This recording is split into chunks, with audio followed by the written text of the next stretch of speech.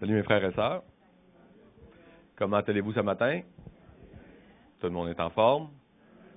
Bonne nouvelle, c'est l'été. Enfin! L'hiver a été dur. Bon, fait qu'on est tous dans la joie ce matin. Je suis content de voir Yam Pani avec nous. Je suis vraiment content. Bienvenue. J'avais un sujet à cœur ce matin. Je l'ai médité toute la semaine. J'avais une finalité à faire ce matin. Je l'ai finalisé. Fait que je vais vous donner ce que j'avais à cœur ce matin. L'importance de la sagesse et de l'unité. Ça va être le titre de mon message. L'importance de la sagesse et de l'unité. Le sujet qu'on va parler aujourd'hui, c'est sur Roboam. Souvent, les rois, on va connaître quelques rois importants de la Bible, mais on oublie d'étudier vraiment les rois, parce que dans la Bible, les rois ont une certaine importance. En fait, toute la Bible a son importance. Tout a sa raison d'être, puis on a des leçons à tirer de chaque histoire. Et ce matin, on va être dans le livre des rois, parce que je crois qu'on a quelque chose de très puissant à tirer de ce message-là ce matin. On va aller dans 1 roi au chapitre 12. 1 roi au chapitre 12. On va lire beaucoup de textes ce matin, jusqu'à 15, puis par la suite, on va aller au verset 22. 1 roi, chapitre 12, de 1 à 15 pour commencer.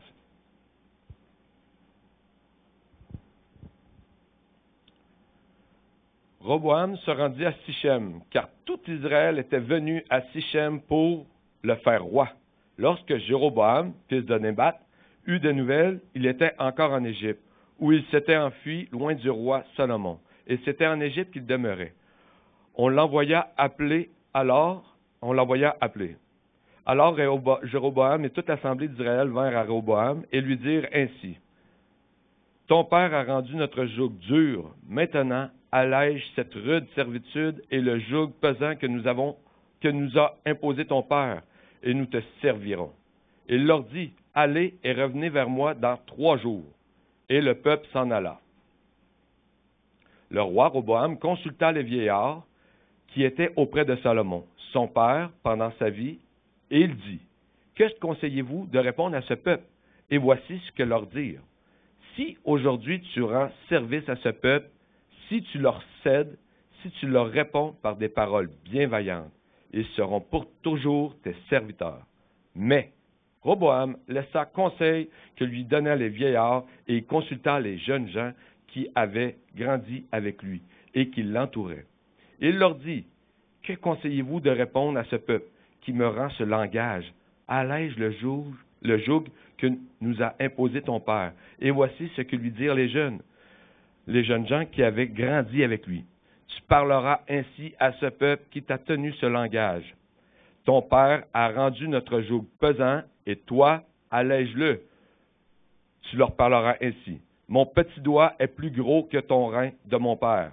Maintenant, mon père vous a chargé d'un joug pesant, et moi, je vous rendrai plus pesant ce que mon père vous a plus pesant. Mon père vous a châtié avec des fouets, et moi, je vous châtierai avec des scorpions. Jéroboam et tout le peuple vinrent à Roboam, et le 3e jour suivant, qu'avait dit le roi: Revenez vers moi dans 3 jours. Le roi répondit durement au peuple. Il laissa le conseil avec lui donné des vieillards. Il leur parla ainsi d'après le conseil des jeunes. Mon père a rendu votre joug pesant, et moi je vous le rendrai plus pesant. Mon père vous a châtié avec des fouets, et moi je vous châtierai avec des scorpions. Ainsi le roi n'écouta point le peuple, car cela fut dirigé par l'Éternel en vue de l'accomplissement de la parole, que l'Éternel avait dite par Achidja de Silo à Jéroboam, fils de Nébat. Maintenant, on va aller au verset 22, j'ai presque fini la lecture. Mais la parole de Dieu fut ainsi adressée à ces Shemaja, homme de Dieu, parle à Roboam, fils de Salomon, roi de Juda, et toute la maison de Juda et de Benjamin, et au reste du peuple, et dis-leur: Ainsi parle l'Éternel, ne montez point et ne faites point la guerre à vos frères et les enfants d'Israël, que chacun de vous retourne dans vos maisons, car c'est par moi que cette chose est arrivée. C'est par moi que cette chose est arrivée. C'est par l'Éternel que cette chose est arrivée.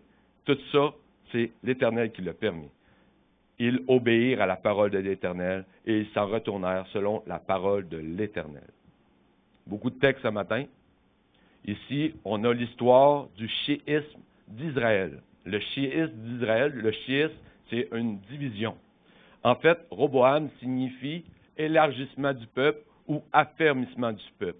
Et c'est tout l'inverse qui est arrivé sous le règne de Jéroboam. Complètement l'inverse. Son nom, c'est que vraiment Dieu avait une mission pour lui, mais il n'a pas fait ce que l'Éternel voulait vraiment pour lui. Son but, c'était d'élargir le peuple, mais il a fait l'inverse, il l'a divisé. La division, ça fait beaucoup de mal. On le voit aujourd'hui à travers le monde. Il n'y a rien de bien dans la division. On a besoin d'unité dans ce monde-là. On a besoin d'arrêter d'être égocentrique. Vraiment, de regarder à notre prochain, aux besoins de notre prochain. Roboam, malheureusement, c'est pas ça qu'il a fait. Il a regardé à ses propres intérêts. Et en fait, si on remonte dans le passé, son père était Salomon. Son père avait eu beaucoup de femmes et beaucoup de concubines et avait détourné son regard vers Dieu et s'était tourné vers d'autres idoles.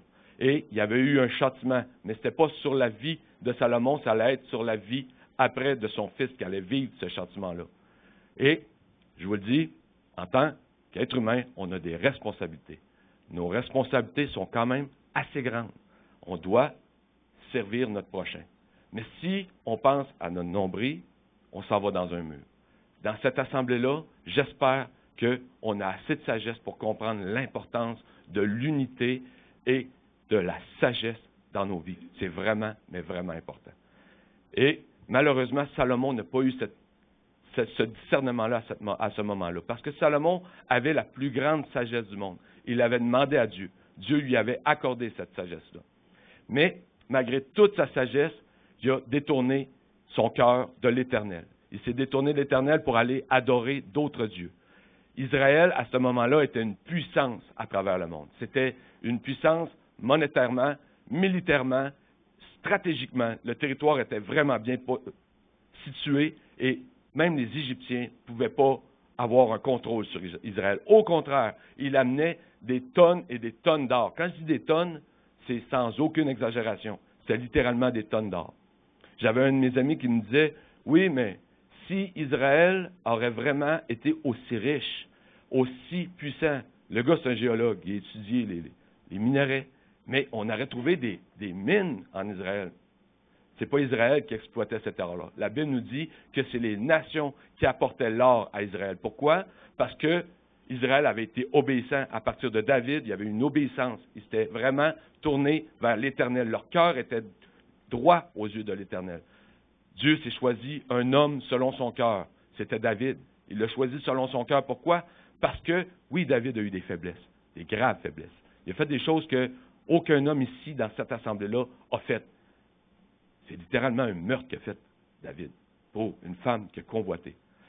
Mais il y avait le cœur pour Dieu. Longtemps, j'ai eu de la misère à concevoir ça. Mais c'est normal, parce que dans toute sa vie, David avait une relation sincère avec Dieu. Dans sa faiblesse, il s'est détourné. Mais quand on lui a montré son péché, il a avoué son péché. Jamais il s'est détourné de l'Éternel. Malgré ses fautes, malgré ses graves manquements. Il s'est tourné quand même toujours vers l'Éternel. Il a accepté les conséquences de son péché. Malheureusement, beaucoup d'hommes aujourd'hui, quand je dis beaucoup d'hommes, c'est la majorité de la population mondiale qui ne reconnaîtront pas leur péché. C'est de cette manière-là qu'on s'en va à la perdition. C'est que quand on ne reconnaît pas notre état d'âme, tous ont péché et tous sont privés de la gloire de Dieu.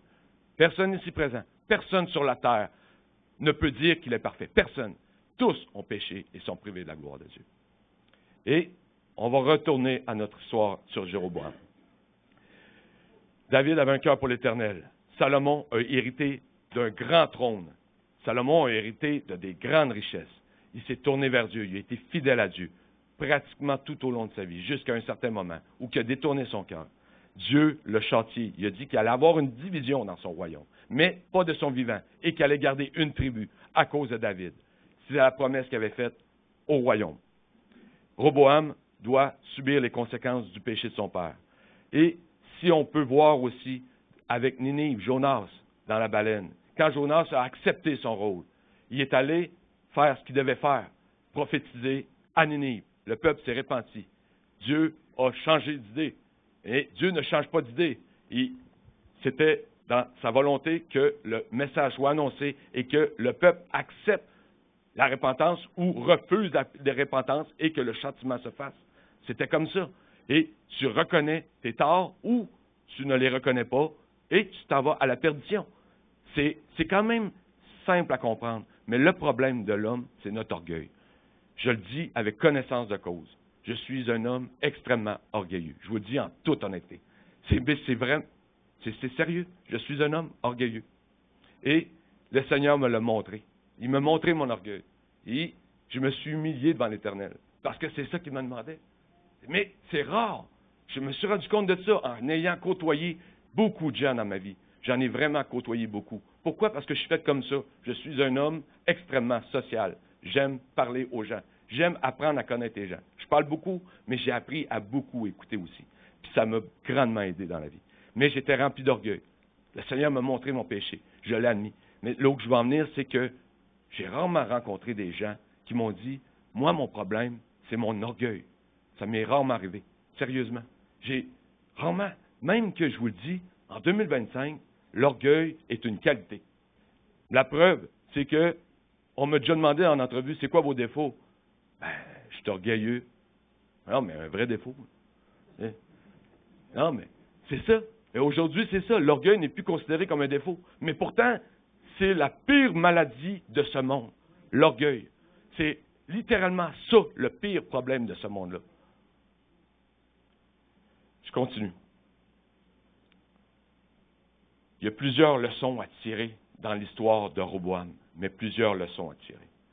Roboam avait, pendant les 3 premières années de sa vie, avait fortifié la Judée. Parce que dans le chiisme qu'il y a eu, Jéroboam, ça avait été prophétisé. Jéroboam, tu vas partir avec 10 tribus au nord.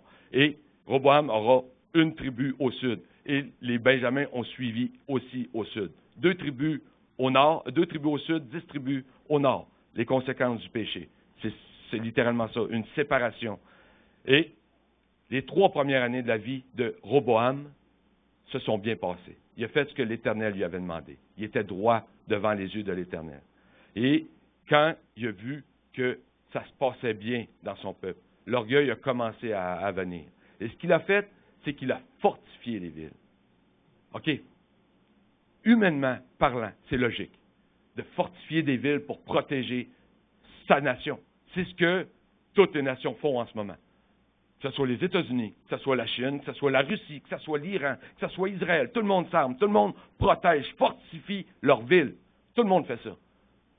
Mais, y a-t-il quelqu'un qui a pris le temps de consulter l'Éternel? Y a-t-il quelqu'un qui s'est dit, OK, time out, on va prendre un pas de recul, puis on va consulter l'Éternel. Aujourd'hui, ces choses-là ne se font plus. Ça me fait penser à quelque chose, c'est Jimmy Carter, un président des États-Unis, un grand président des États-Unis, probablement le dernier président des États-Unis, avec une foi sincère. On reconnaît un arbre par son fruit. Jimmy Carter a fait beaucoup pour les pays, le Sub-Saharien Afrique, ou peu importe les pays qui ont plus de difficultés. Il a monté des organismes pour aider ces communautés-là, pour aider l'être humain. Parce que Jimmy Carter avait l'être humain à cœur. Pourquoi? Parce que c'est ça que Jésus nous demande. Puis cet homme-là, par ses fruits, a démontré que c'était un enfant de Dieu, un enfant né de nouveau. Par ses fruits, par ce qu'il représentait. C'était devenu un sage. Il était dans tous les comités de guerre à travers le monde. Il était appelé parce que c'était un sage. On a vu, Roboam, qu'est-ce qu'il a fait? Il est allé consulter les vieillards. Il est allé consulter les vieillards, pourquoi? Parce qu'on lui a dit, va consulter les sages. Ils sauront quoi te dire. Les sages lui ont dit, Jéroboam et le peuple du Nord te demandent d'alléger les fardeaux fiscaux et d'alléger les travaux physiques aussi, parce que le peuple est fatigué. Le peuple était extrêmement, probablement, et tu le vois par les constructions et tout, le peuple était patriotique. Le peuple était fier, une nationalité qui était extrêmement fière, une nationalité puissante. Pourquoi? Parce que la main de Dieu était sur cette nation-là. C'est pour ça qu'il était aussi puissant. Et malheureusement, il n'a pas écouté les conseils des vieillards. Il n'a pas écouté le conseil des sages. Mais qu'est-ce qu'il a fait à la place? Il s'est tourné vers les jeunes. Souvent, on entend les jeunes, il devait avoir 20 ans, il devait manquer de maturité. Non. Les jeunes qui parlent ici, c'est des gens avec qui a grandi. Roboam avait 41 ans quand il a commencé son ministère. 41 ans. Moi, je vous le dis, tout mon cercle d'amis, on était beaucoup quand on était plus jeunes. On était énorme. On était une cinquantaine de jeunes qui se réunissaient vendredi après vendredi. Et des fois, on était juste 30. 30, c'était comme pas tant que ça. On se réunissait, puis on avait du plaisir. Puis, c'était le party, c'était... Je ne marchais pas avec Jésus à ce moment-là. Mais ces jeunes-là, je peux très bien comprendre les jeunes qui consultaient. Ces jeunes-là, on a vieilli, on a fait des choix. J'ai pris mon choix. J'ai décidé de marcher avec Jésus. Mais la plupart de mes amis, quand je dis la plupart, je ne connais pas toute leur vie, de qu'est-ce qu'ils sont tous devenus, mais par Facebook, on les voit suivre.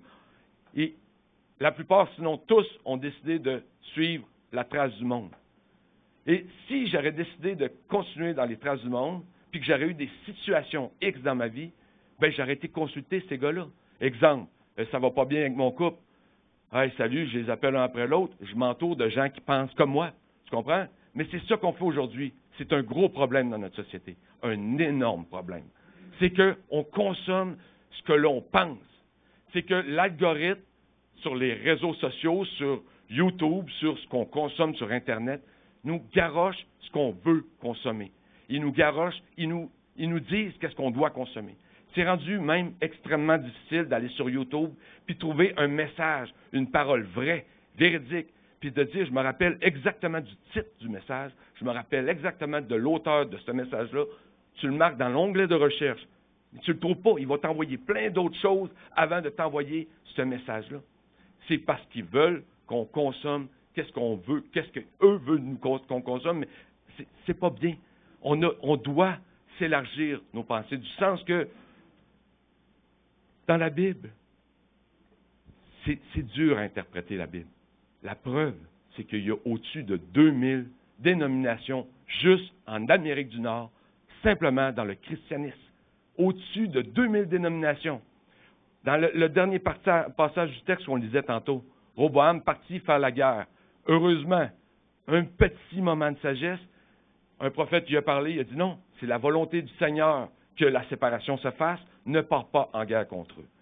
Heureusement, Roboam a écouté, puis il n'est pas parti en guerre avec ses 180 000 soldats. Il est retourné chez eux. Une fois dans sa vie, à ce moment-là, il y a eu un petit moment de lucidité.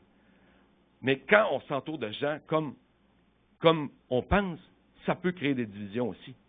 Si quelqu'un, dans une assemblée, que dans notre assemblée ou dans une autre assemblée, n'a pas la même vision des choses, c'est important d'apprendre à l'écouter et ne pas partir en guerre contre.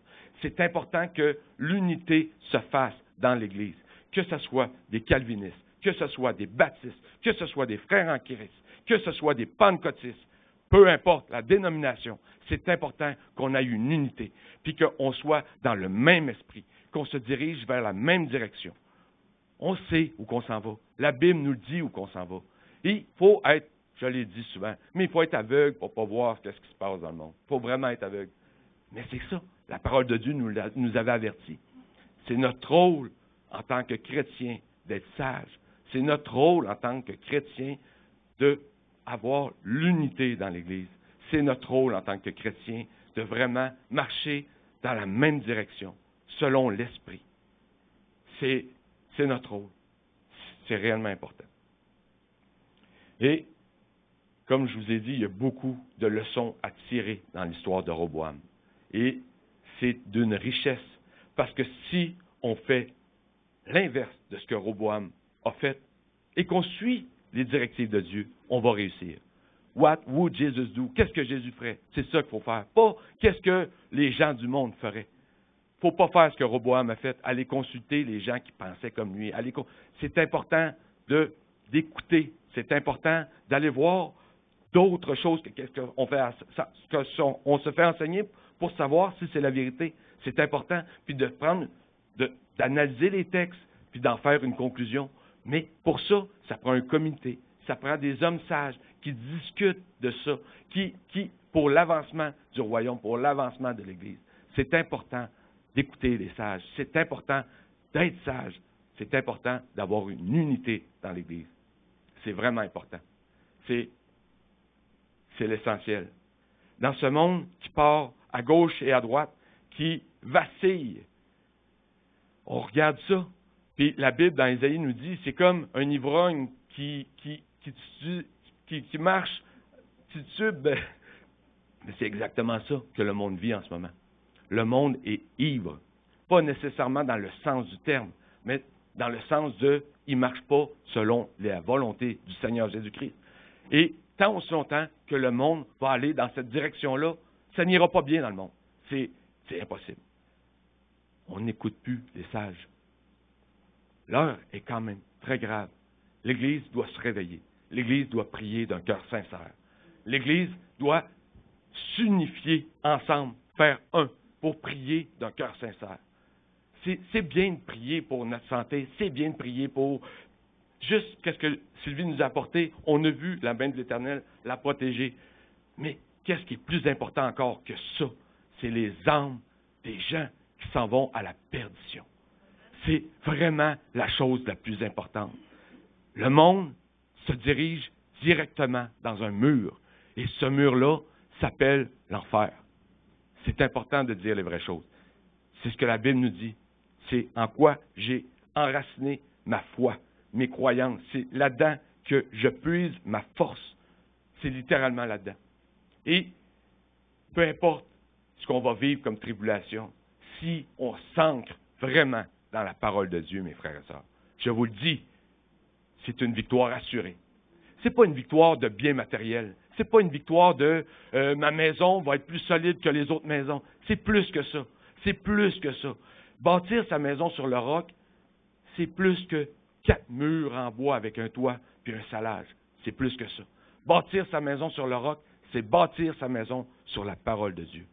Et on le voit dans la vie des véritables chrétiens, des chrétiens nés nouveaux. On voit quelque chose de briller en dedans d'eux autres. C'est important d'aller chercher ça. On va chercher ça dans où? Dans la parole de Dieu. Littéralement. C'est important. Le monde est à la recherche de la vérité. Je le sais. Pourquoi? Parce que j'ai de plus en plus de messages de des amis qui se tournaient vers entre eux autres pour trouver des réponses, mais ils se rendent compte que c'est vide, ça n'a aucun sens, qu'ils s'en vont dans un mur. De plus en plus, les gens s'ouvrent les yeux. Mais c'est notre rôle de leur ramener vers la parole de Dieu, mais sans forcer, avec douceur. C'est réellement important. Sans forcer, avec douceur. En temps normal, j'ai une bonne mémoire pour retenir les versets, mais je suis fatigué un peu ce matin. Fait que je les ai notés.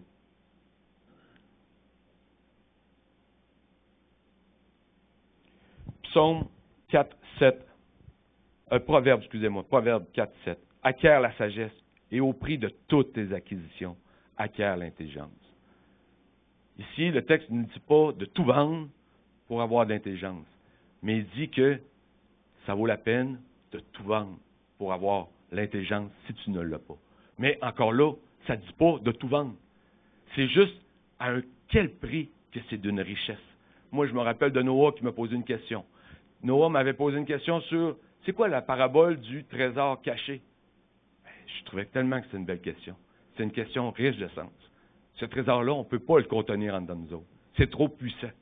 C'est trop puissant, mais il faut avoir beaucoup de sagesse. Parce que si on attaque les gens à coups de versets, je vous le dis, ils vont être réticents. Ils vont juste s'éloigner de vous. C'est ça qu'ils vont faire. Puis, vous allez passer à côté d'une belle occasion de témoigner de la parole de Dieu. Soyez à l'écoute des gens. Soyez à l'écoute, soyez sensibles. Si vous n'avez pas cette sensibilité-là, demandez-la à Dieu. Jacques 1,5 nous dit, on va regarder ici. Si quelqu'un d'entre vous manque de sagesse, qu'il la demande à Dieu et qu'il donne à tous simplement et sans reproche, et elle lui sera donnée. Je l'ai expérimenté. Ça marche. Je vous le dis. Ça marche littéralement. Je manquais de sagesse. Je l'ai demandé. Je n'avais aucune maîtrise de moi. J'étais un homme extrêmement impulsif, même après avoir donné ma vie à Jésus. J'avais une difficulté à maîtriser mes émotions. Je l'ai demandé. Je n'ai pas demandé de l'argent. Je n'ai pas demandé de la richesse. Je n'ai pas demandé un travail plus payant. J'ai demandé d'avoir la maîtrise de moi. Du même coup, j'ai demandé d'avoir la sagesse. Il m'a donné plein d'épreuves. J'ai grandi dans ces épreuves-là. Je savais que ces épreuves-là venaient de Dieu. J'en étais convaincu. J'ai cette ferme conviction-là. Mais cette ferme conviction-là, je vous le dis en toute honnêteté. Il nous dit dans 2 Timothée 2, 24 et 25.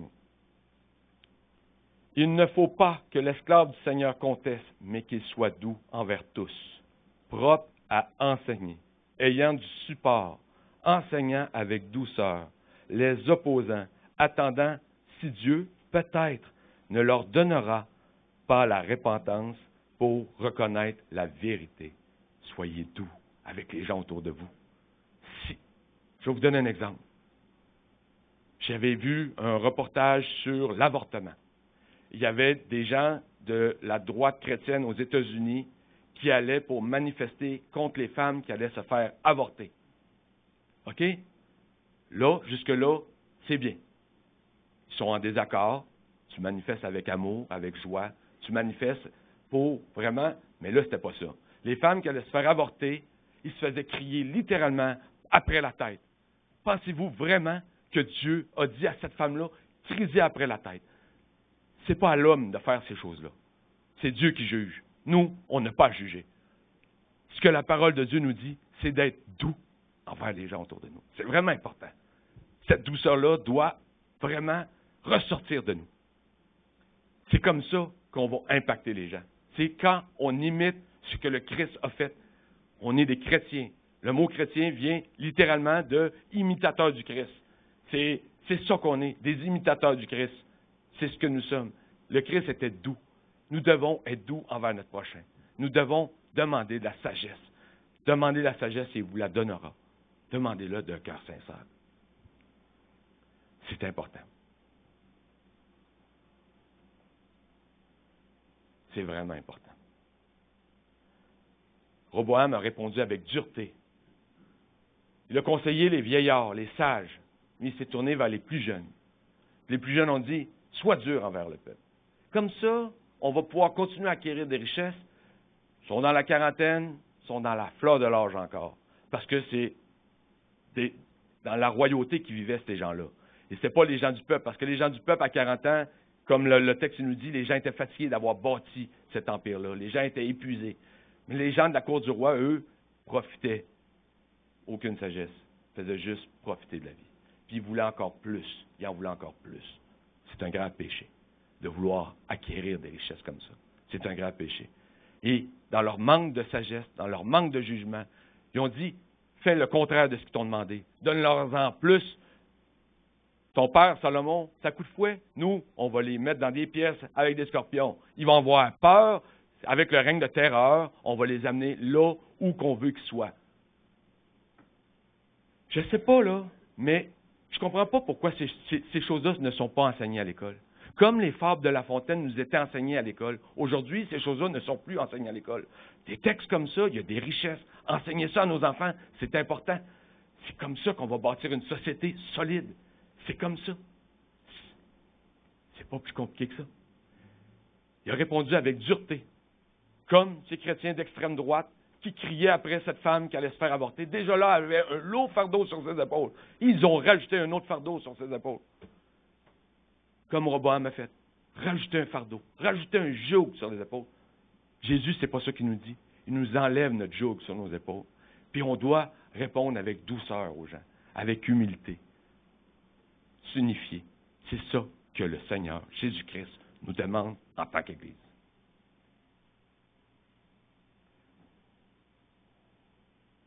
Je vais conclure sur ça avec un dernier verset. Mon message était très court. Écoutez, j'ai passé une nuit blanche cette nuit. En temps normal, ce que je vous ai préparé là, j'avais à peu près 10 minutes. C'est toujours ça que je fais.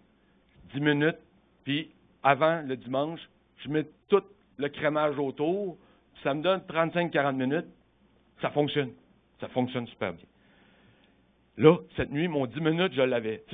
Puis, à partir de là, mon crémage. Mais il y avait une petite variable que j'avais oubliée, c'est la variable de Dieu. Cette variable-là, je l'avais complètement oubliée. Puis, j'ai reçu encore une fois un téléphone à minuit soir d'un ami mourant. Pas 2 semaines à vivre, là. C'est vendredi prochain. Pas vendredi là, l'autre vendredi. Il va se faire piquer. Parce qu'il est au bout du rouleau. Et il est méconnaissable. Là, il souffre extrêmement. D'une souffrance que vous ne pouvez même pas imaginer. Pour une raison que j'ignore, ça fait 2 fois qu'on se parle, 5 heures approximativement, en pleine nuit. 2 fois cette semaine. Et il a la force et l'énergie de me parler de des sujets polarisants, mais intéressants. Très intéressants. Des sujets, on débat avec amour, littéralement. Dans son athéisme, il y a beaucoup de respect pour moi. C'est la raison pourquoi il a décidé de m'appeler. C'est ce qu'il me dit, ça ne vient pas de moi. Il y a au-dessus de 200-300 personnes qui ont écrit. Parce que la nouvelle s'est sue. On avait, comme je vous ai dit, un grand cercle d'amis, plus sa famille, plus 200-300 personnes y ont écrit. Il a décidé que c'était à moi qui parlait. Mais il y a une raison pour ça. Ceci, c'est la variable de Dieu. C'est pas plus compliqué que ça. J'avais oublié, puis je ne me suis pas préparé en conséquence. Littéralement, j'ai manqué de sagesse. Mais j'avais confiance en mon Dieu, que ce matin, le message allait être bien livré. Et je ne sais pas si le message a été bien livré. Je ne sais pas si vous avez eu des oreilles pour entendre. Mais c'était vraiment fort à cœur. Je voulais partager ce petit événement qui s'est passé hier soir. Je veux compris pour mon ami aussi. Je veux vraiment compris. Le texte que j'ai lu juste avant, il ne faut pas, 2 Timothée 2, 24, 25. Exactement, lui qui est en arrière. Il ne faut pas que l'esclave du Seigneur conteste, mais qu'il soit doux envers tous, propre à enseigner, ayant du support, enseignant avec douceur, les opposants attendant si Dieu peut-être ne leur donnera pas la repentance pour reconnaître la vérité. Si j'aurais manqué de sagesse lors de mes téléphones avec Mario, si j'aurais pas pris le temps d'écouter Mario, si je l'aurais garoché de versets, si je l'aurais condamné pour l'enfer, si j'aurais pas été à l'écoute du Saint-Esprit, Mario m'aurait tout simplement dit « Hey, bonne continuité, je raccroche. » Il me l'a dit. C'est lui qui me dit ça. Mais j'ai eu une certaine sagesse pour l'écouter. Et j'ai beaucoup de plaisir à l'écouter, sérieusement. Mais nos conversations sont vraiment, mais vraiment intéressantes. Je sais que je me répète. Mais c'est vrai. Laissez le Saint-Esprit agir. C'est important.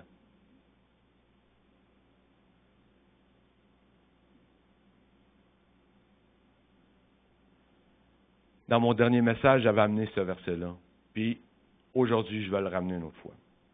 C'est Éphésiens 5, 15 et 16. Éphésiens 5, 15 et 16. Prenez garde à marcher soigneusement, non pas comme des insensés, mais comme des sages. Rachetez le temps, car les jours sont mauvais. Le temps. C'est ce que mon ami me dit toujours, le temps. Il n'y en a plus de temps. Toute sa vie, quand on se voyait, le temps. C'est ce qu'il me disait. Rachetez le temps, car les jours sont mauvais. Seul l'Éternel peut racheter le temps. Il y a juste lui. Les jours sont mauvais. On le voit. On le voit. Soyez remplis du Saint-Esprit. Marchez dans les voies du Seigneur. Méditez la parole de Dieu. C'est la conclusion de mon message.